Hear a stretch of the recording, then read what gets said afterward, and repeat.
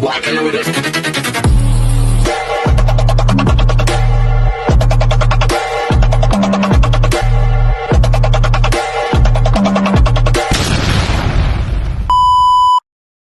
Hi everyone! Good morning! I'm back! It's your Mama Sam dito sa Sam Sam TV. Kamusta naman kayo mga amigo, amiga, kumare at kumpare? Sana lahat kayo ay okay na okay at safe ngayong araw na to. At syempre, kung naman ang tatanungin nyo, nakikita naman ninyo ang beauty ng Mama Sam ninyo, fresh overload pa rin, di ba? Ganyan talaga kapag umiinom ka ng maraming vitamin C plus, kumakain ka ng maraming banana, charot. So yun, so kamusta naman kayo? Syempre kamusta sa mga kaibigan natin na nasa Saudi Arabia na talagang lagi nakatutok dito sa Sam Sam TV. Maraming salamat.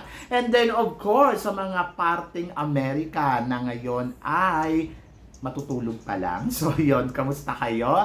Maraming salamat sa suporta at pagmamahal. And then of course, kahit saan ka man sulok ng mundo, basta sumusuporta ka kay Mama Sam, maraming salamat sa iyo. Ayan, so kung sino ka man, thank you so much sa pagmamahal, sa suporta, sa lahat ng binibigay mo sa akin. So yun, nakakataba ng puso kasi lalo ako nagiging strong sa mga pagmamahal ninyo. Ayun. Nakakapagod guys, pero ayun, alam mo, lumalaban pa rin. Medyo mainit ngayon dito sa Bangkok, Thailand. Talagang ramdam mo talaga yung summer, my gosh, ang humid ng panahon. Pero syempre, mamaya-maya maliligo na tayo at pupunta nga tayo doon sa Miss Universe. Yan, kasi may invitation ako doon.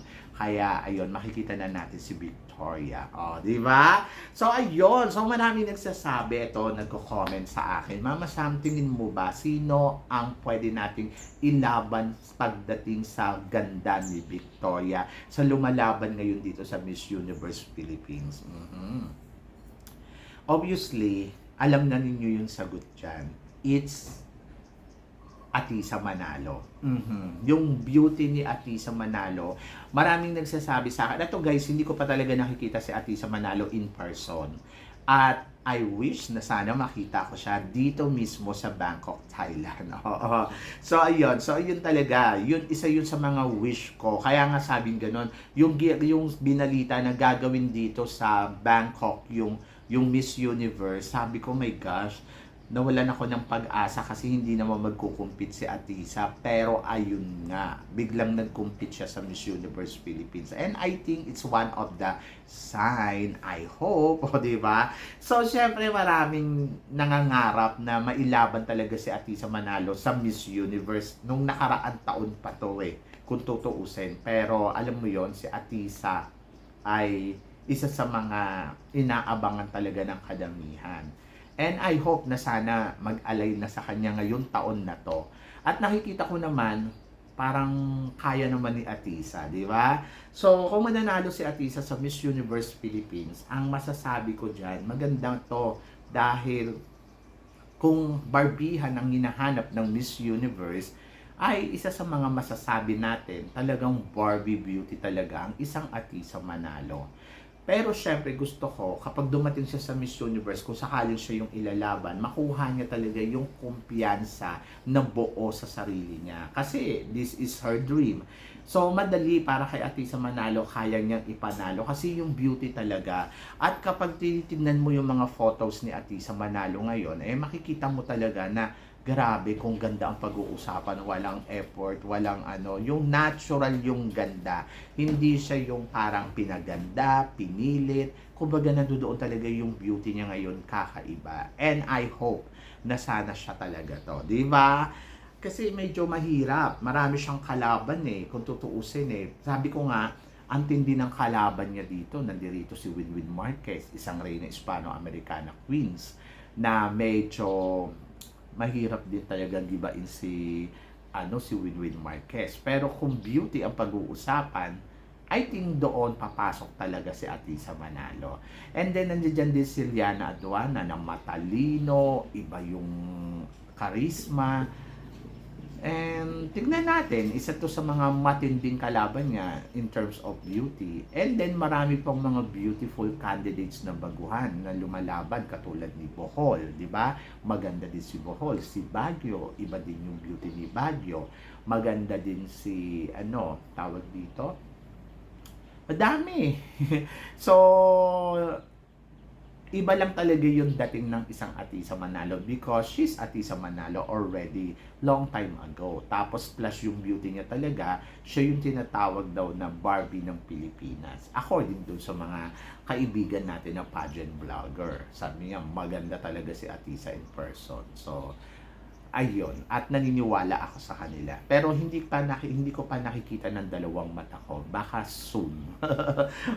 Maging dream come true lahat. Sabi ko nga dati, pangarap ko makapanood ng Miss Universe sa buong buhay ko. Natupad yun. Natupad siya dahil ang pinanood ko yung kay Catriona Gray. At take note, ang balato sa akin ng Diyos, yung bonus sa akin ng Diyos dito, yung nanood ako ng Miss Universe, ang nanalo ay Philippines. Ngayon naman, sa pangalawang pagkakataon na manonood uli ako ng Miss Universe, ang pangarap ko ay si Atisa Manalo. Charot, ang pinapanood ko. Kasi pangarap ko siya noon pa na makita sa entablado ng Miss Universe. Sabi ko nga kahit saan bansa, pero I hope na sana, di ba? Siya yung pinapanood ko dito sa Thailand pag lumaban siya. Charot. Ayun, so parang nakakatuwa lang kung iisipin mo. Grabe magbigay ng papremyo ang Diyos sa buhay natin kung talagang ma-appreciate lang natin siya, di ba? And I think, ayun, tingnan natin kung dream come true din ako. Charot.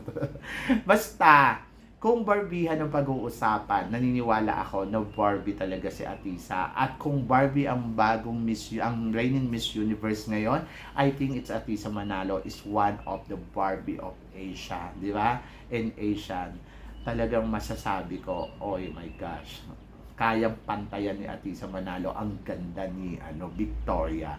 So mamaya makikita natin si Victoria in person. So malalaman natin kung gaano nga ba talaga kaganda ang lola mo. So yan, kung kalibre, alam mo sa totoo lang parang feeling ko nga etong bagong Miss Universe nila hindi ganun kapalo yung alam mo yung mga galawan, pero mukha talaga yung hindi ba katulad ng kay Atisa na kung sakali man na meron na siyang gandang mukha, tapos iba pa yung galawan. Are you excited for her? So, parang feeling ko yung iba hindi natutuwa. Charot.